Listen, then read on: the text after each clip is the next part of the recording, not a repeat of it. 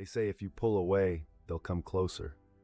If you stop texting, they'll finally text first. If you act like you don't care, suddenly the avoidant will realize they can't live without you. That's what the internet tells you. Avoidant attachment has become the new trending label, spoken about like a puzzle to solve. Hundreds of videos, articles, and influencers teach you how to win someone with avoidant tendencies. The strategies are subtle.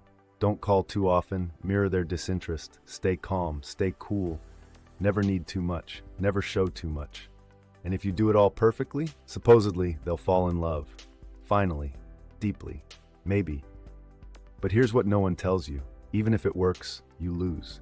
Because the moment you start calculating your words, suppressing your needs, and performing emotional detachment to manage someone else's anxiety, the relationship is no longer about love. It's about survival. Love, real love, cannot grow where authenticity has to shrink. This is not a story about avoidants being villains. It's a story about what happens when deep feelers, especially those with anxious or borderline tendencies, try to find security by mastering emotional invisibility. The first thing to understand is why these strategies feel so appealing. Most people searching how to get an avoidant to love you aren't manipulative. They're desperate. They're in pain. They've been in a relationship or a situationship where they felt intense connection followed by sudden withdrawal, silence, or emotional unavailability.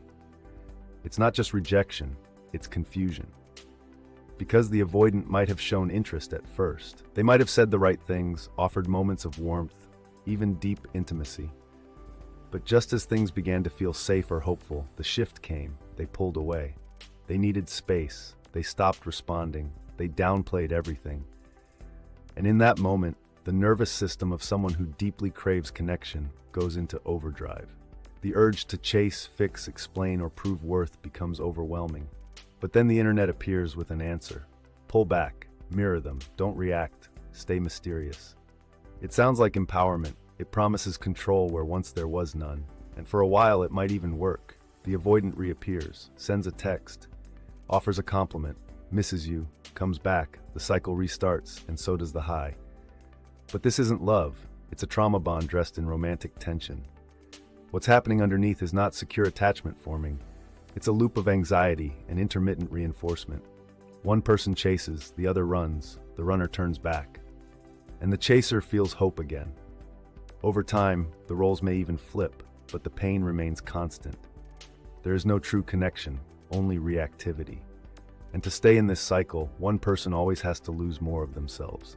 To make an avoidant love you by pulling back, what you're really doing is starving your own needs. You learn to withhold expression, suppress your longing, deny your desire for closeness, and mute your instincts. You learn to become less visible, less vulnerable, less human. It might feel like power, but it's not. It's emotional self-erasure. You're not creating love, you're creating tolerability. You become easier to keep around because you no longer challenge their defenses. You no longer ask for more than they're comfortable giving, but inside your heart is starving. This isn't sustainable. Even if you get the avoidant to stay, you will start to disappear. Because performing coolness isn't the same as feeling secure. Holding back tears isn't the same as feeling safe. Delaying texts isn't the same as being loved. And silencing your instincts doesn't make them go away. It just buries them until they explode. What many people don't see is how these strategies wear down the nervous system. Constant emotional suppression activates chronic stress responses in the body. You're not calm, you're dissociating. You're not independent, you're abandoned. You're not mysterious, you're muzzled. And the worst part? Every time you reward their distance by coming back without addressing the pain, you reinforce the idea that your needs don't matter. That they can disappear and return with no accountability. That love is conditional on your silence. You're teaching them that your love requires nothing from them but presence on their terms. And in doing so, you teach yourself that you must settle for emotional crumbs. This is how people lose themselves in the name of love. But it doesn't have to end that way. The truth is, you were never meant to become smaller in order to be loved. Love doesn't require dimming. It doesn't require tricks. It doesn't require psychological gymnastics. If someone needs you to be less in order to stay, they're not staying for you. They're staying for a version of you that exists only to keep their fears at bay. You don't need to be punished for wanting consistency. You don't need to apologize for needing communication. You don't need to pretend emotional closeness isn't important. Wanting connection is not weakness. Suppressing it is. The real flex isn't getting the avoidant to stay. The real flex is knowing that love should never feel like walking on eggshells in your own heart. Because if you lose yourself just to be loved, you weren't really loved. You were just tolerated. And you deserve more than toleration. You deserve to be met. The cost of performance begins subtly. It starts with small internal corrections, rewriting texts so they don't sound too emotional, holding back on sharing joy or sadness because it might feel too much, swallowing disappointment when plans fall through or affection isn't returned. Eventually, it becomes second nature. You stop asking for reassurance. You pretend you're okay with less. You master the art of seeming unfazed, and the body suffers for it. The nervous system is wired for connection. When genuine expression is silenced, cortisol and adrenaline rise. The brain registers disconnection as danger. You stop feeling safe, not just in the relationship, but in yourself.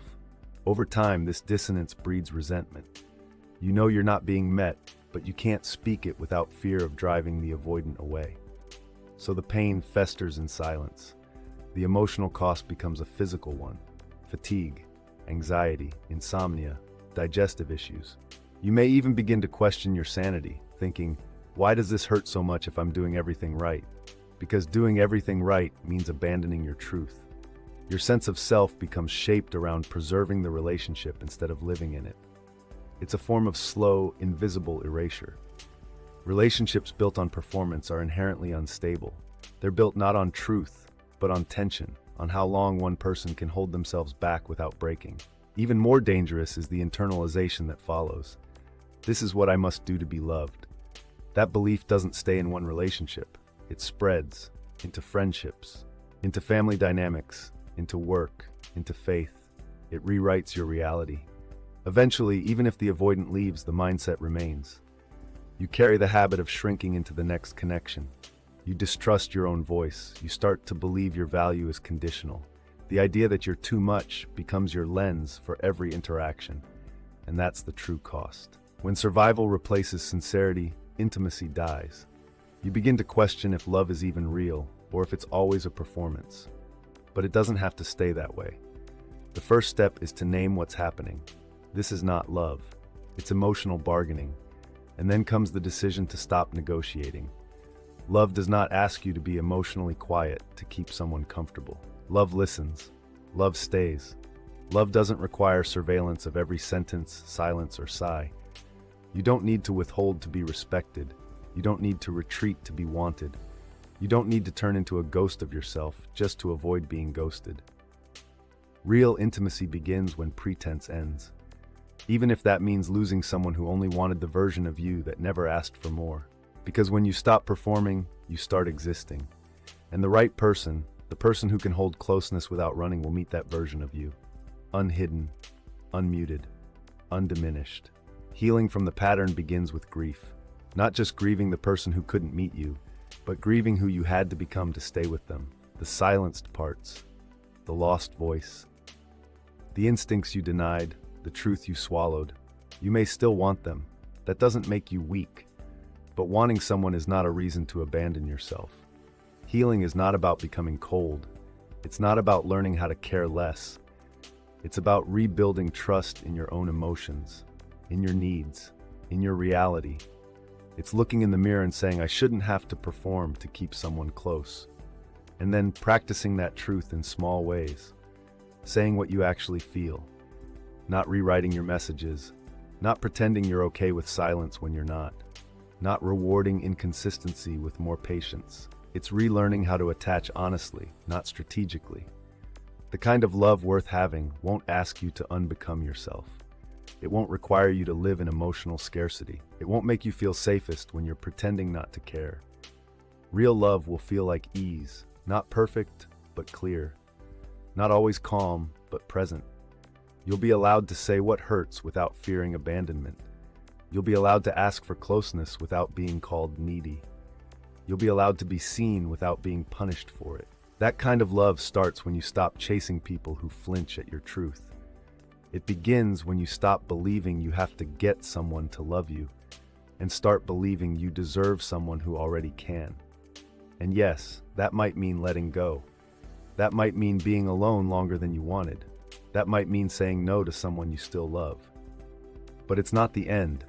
It's the start of becoming someone who's no longer willing to shrink. Someone who values honesty over attachment. Someone who values peace over performance. Someone who believes their feelings are not a liability. Because once you've seen the cost of pretending, you stop paying it. You stop managing other people's fears at the expense of your soul.